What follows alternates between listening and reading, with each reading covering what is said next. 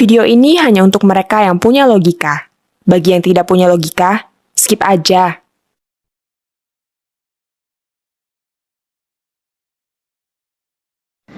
این حرفایی هم که رئیس جمهور آمریکا میزنه که من را اشاره خواهم کرد، گاهی تهدید میکنه، گاهی میگه باید فلان کار بشه، فلان کار نشه، این معناش این است که اینا در پی تسلط بر ملت ایرانن. ملت ایران درسهای اسلامی و شیعی خودش رو خوب بلده، میدانه که چه کار کنه.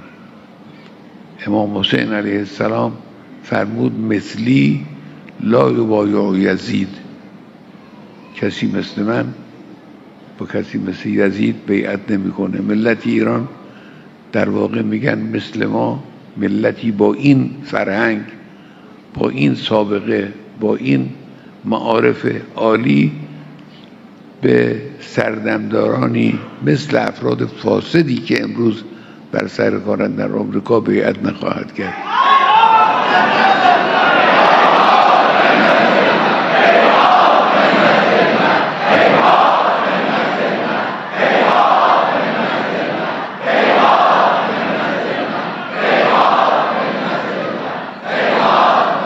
گفتند مرتبا میگه رئیس جمهور آمریکا که ارتش ما قوی ترین ارتش دنیاست.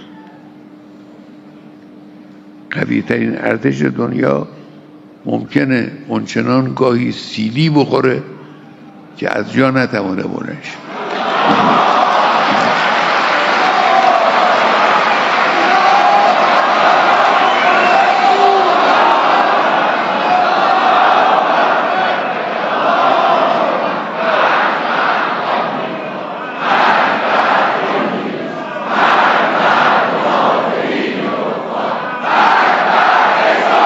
هی میگن ما ناو فرستادیم طرف ایران. خیلی خوب، ناو البته یک دستگاه خطرناکی است، اما خطرناکتر از ناو سلاحی است که میتوانه این ناو رو به قعر دریا فرو ببره.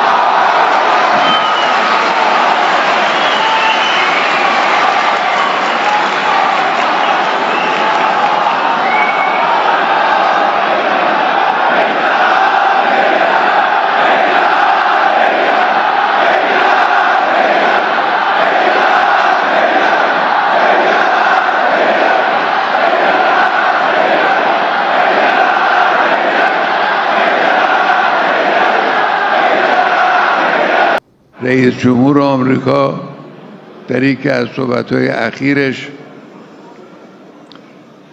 گفته که 47 ساله که آمریکا نتوانسته جمهوری اسلامی رو از بین ببره. شکایت کرده به مردم خودش. 47 ساله که آمریکا نتوانسته جمهوری اسلامی رو از بین ببره. این اعتراف خوبی است. بنده میگم تو هم نخواهی توانست این کار رو بکنی.